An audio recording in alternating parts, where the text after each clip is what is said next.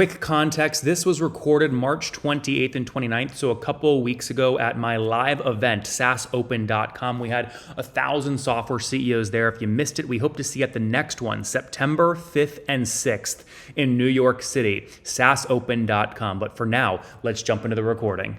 That we accelerated growth. On that first brick, we added another almost 60 million. Can we aspire to have paybacks within the year, 6, 8, 12 months?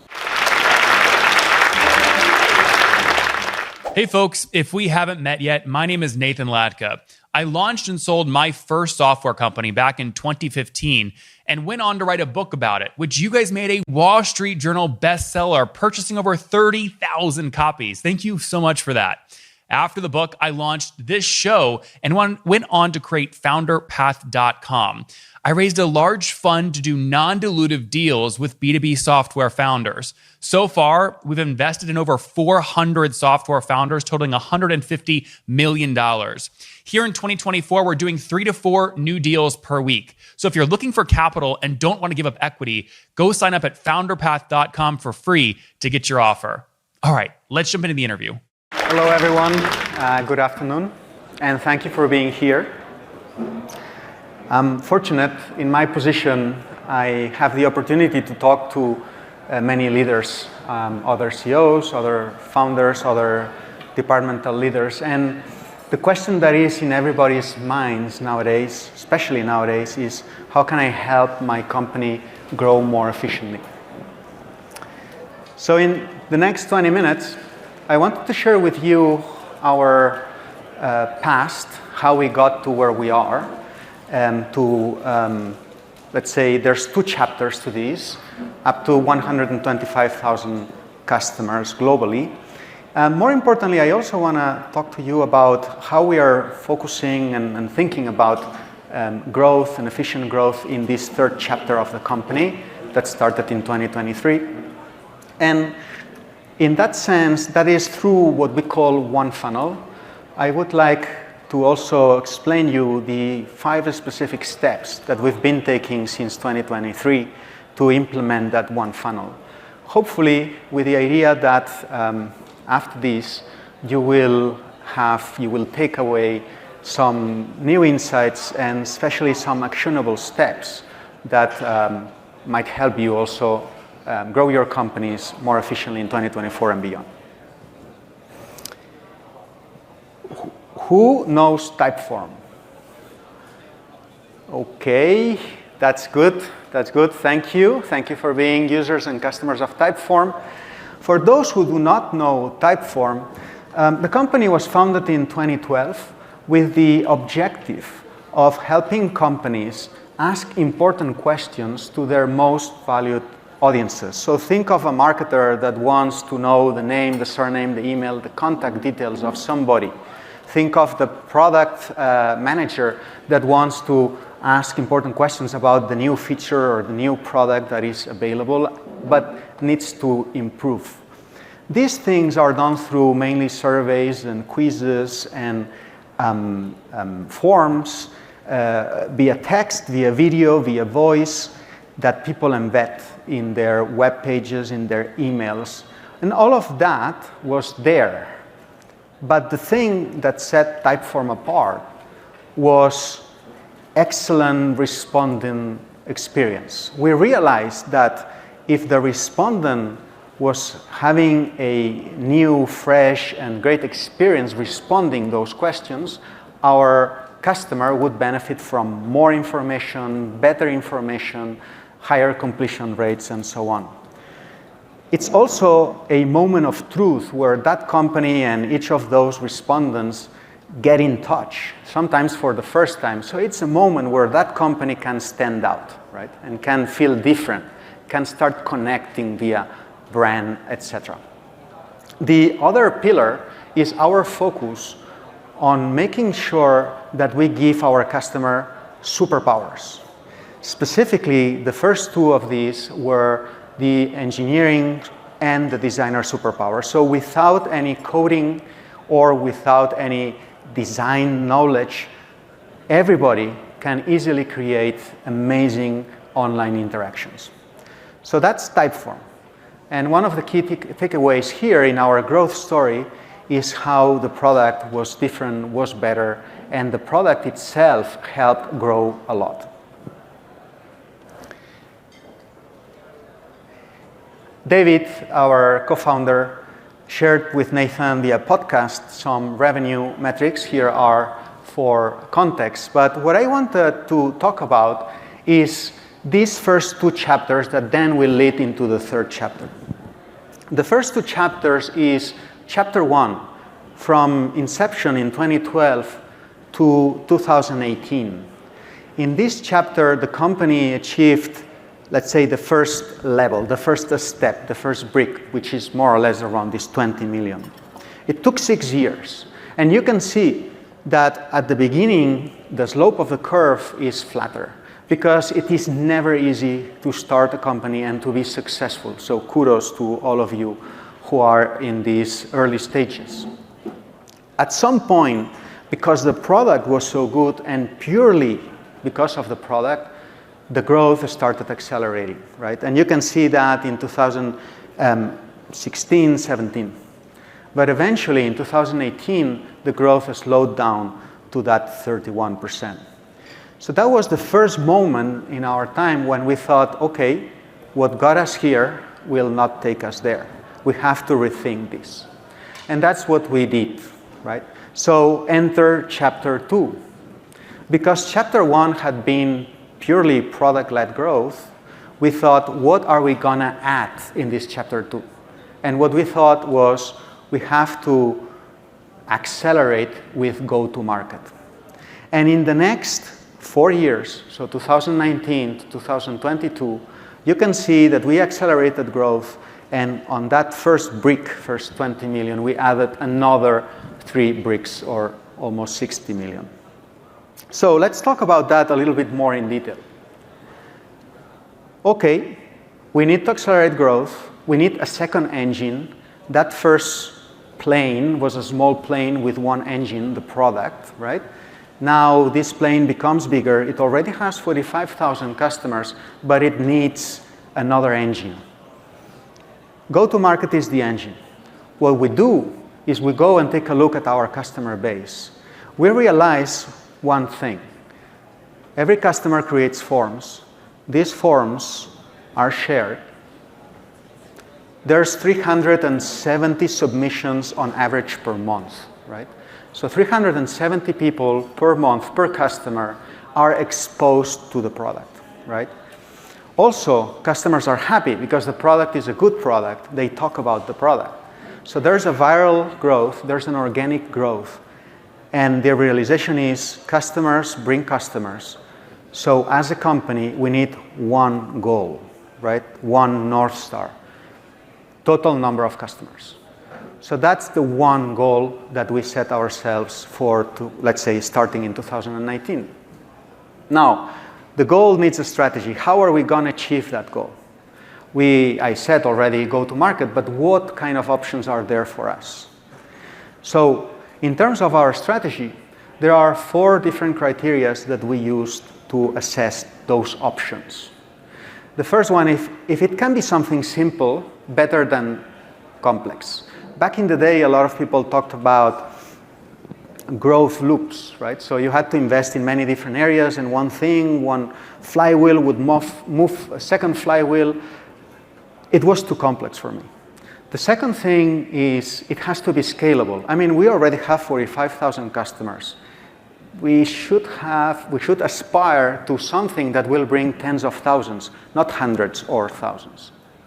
The third thing for me was we haven't done a lot of go-to-market in any sizable way, so we have to learn. So there needs to be quick feedback loops, right? So we have to know as soon as possible whether something is working or it's not working. And the fourth criteria there was hopefully it's not only positive ROI, but it's fast ROI. So can we aspire to have paybacks within the year, 6, 8, or maybe 12 months? So those were the decisions: one goal, number of customers, strategy with clear criteria, And then we found out one tactic. The one tactic was paid marketing, Google search ads. This is mostly what we did. And because we focused, we became very, very good.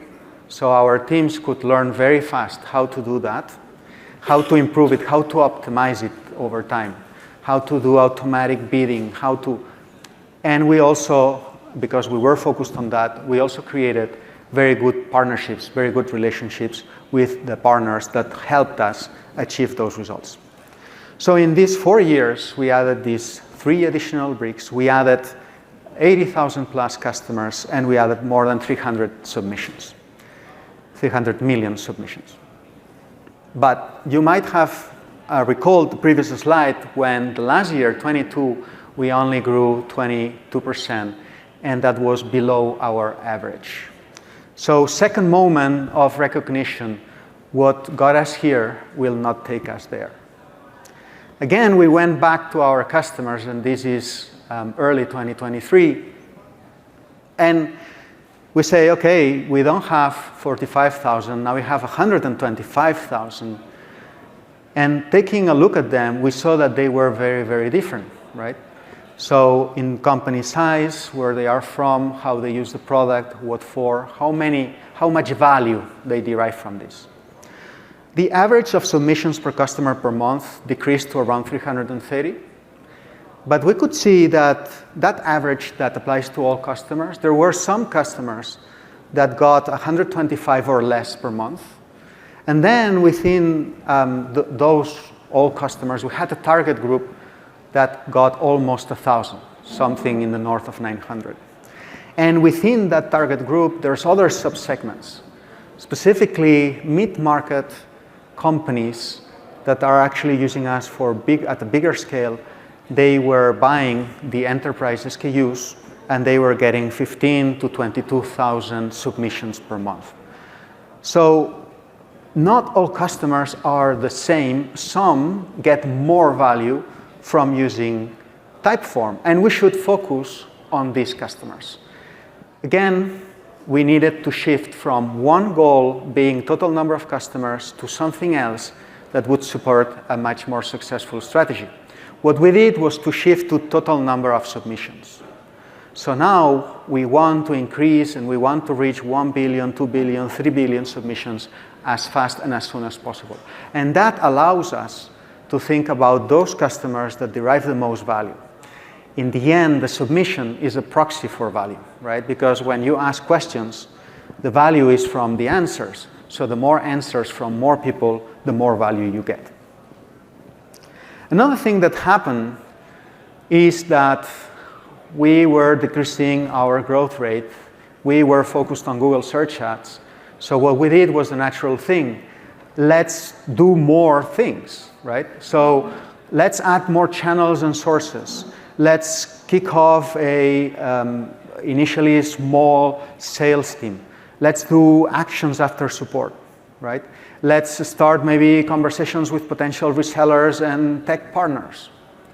All of those were different teams with different budgets, with different customer interactions, different data, and different processes, right? And different tools. So there was a huge amount of fragmentation that we understood was inefficient.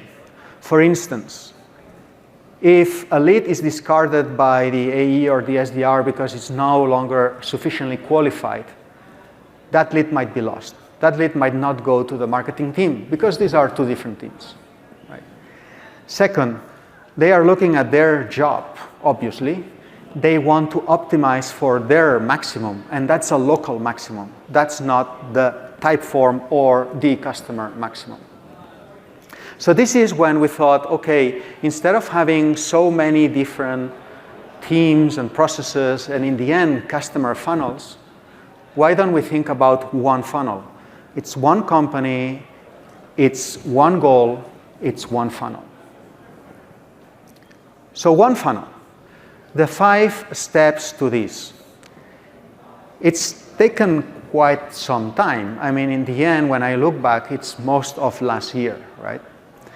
The first step It's a simple steps. Some of these steps are simple. That doesn't make them easy.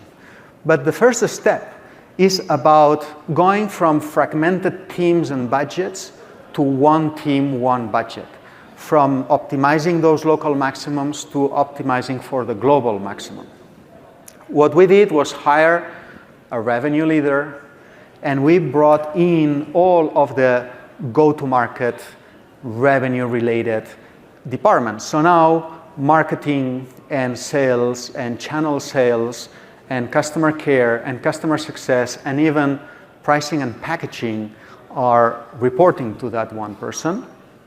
And there is a RepOps function that takes a look holistically at all of these functions and data sets and determines what is best, right, for the company, not for each one of these departments. So unifying, going from fragmented to a unified team. The second step here is about, now that you have one team, now that you can start thinking about what are these data or interaction points with my customer? What information do I get? Where do I get that information? And go from fragmented data sets from, let's say, that reside in different tools, so there's different fragmented tool sets, and also fragmented processes to a unified customer-driven tech stack. We as Typeform believe, and this is what we promote, that every company has to be very close to their customers or to those valued audiences, right? You have to talk to them. So we always start with this zero-party data. We believe that data is very important because it's an opportunity to engage the people. It's an opportunity to ask and get their intention and the information straight from the source. So that zero-party data for us is very important. It can start in a contact us form. It can be because a survey or, let's say, a form triggered in your web page. It can also be because it's something that opens up inside the app or inside the software tool. That is important, but it's not enough. Your companies have a lot of other data that you can use. Data about, for instance, what ad this person saw, what landing page this person comes from, right? All of that, let's say, marketing activity type of data. You also have a lot of product type of data. Did the person sign up? Did the person start creating a form, for instance, in our case, right? All of that data is the first-party data. The data you collect from the customer is zero-party data. This data is the first-party data. And then you can also buy third-party data. Who is that person? What company does that person work for? In what title or in what position, in what capacity, right? All of that data is contextual. So you not only have the responses, but you now know the respondent. This is very important because think about product feedback. You might get product feedback, but you might want to understand if that product feedback is provided by somebody who is an expert user in your product, or it's a basic user, a novice user of your product. So you have to understand the responses, but also in the context of who is responding. With all of that, now you can start personalizing. You can start setting every individual, every different segment in the right path. Step 3 is about understanding the customer, but the customers that we like. So in the past, we used to have, oh, this is not my customer because I'm in sales, this is too small for me. Oh, this is not my customer because I am in marketing and I do self-serve, right? So going from those fragmented views of who our customer is to one type of, let's say, to one unified view of different segments, right? And the other thing that we learn is that while you have to start somewhere, and generally is by doing an ad hoc consulting type of analysis that says, this is your target persona, this is your ICP, this is your buyer persona. that thing is a static picture that cannot remain static, right? So as you collect information and you bring these fragmented sources into one unified data set, you also go into what is static and a priori to dynamic, ever-evolving, and based on feedback loops, what is really working. The fourth step is about now you can think of different journeys for different segments. So for instance, one segment is people who are inbound in our contact us form. Another journey is people that marketing could try to grab their attention, bring them as MQLs, and then they need a separate type of action. In one case, it's mostly hand raisers. It's inbound. In another case, we are going outbound with a combination of marketing and sales, right? It's very important to prioritize. And here, again, I would go back to where do you have the biggest numbers? Where can you achieve the biggest numbers? What is most probable that is going to have an impact for you in the shorter term? Generally, contact us shows high intent, and that has, let's say, a more probability of success. Finally, measurement, right? So all of these funnels can have their KPIs, and you have to measure what is happening. How many people come into the contact us, how many people are taking the call, and so on. By doing this in a very personalized way, by bringing all this data, knowing your customer and different customer segments, the final step, or the final thing that I want to share with you is, it seems to work. It took us a year to get here, but in the last 9 weeks, in terms of the highest valued customers, which is the enterprise SKUs, we've been seeing record levels of new revenue generated. We have increased a lot the opportunities with the additional targeting. We have increased the lead quality because of this enrichment, so wasting a lot less time of your AEs and SDRs. And we have also personalized those interactions to make sure that more and more of those people actually respond to the petitions to a meeting with, let's say, surpassed in the end revenue numbers. So that was that for me. I think I almost made it in 20 minutes. It was 21 minutes. And I hope it was useful. Thank you very much.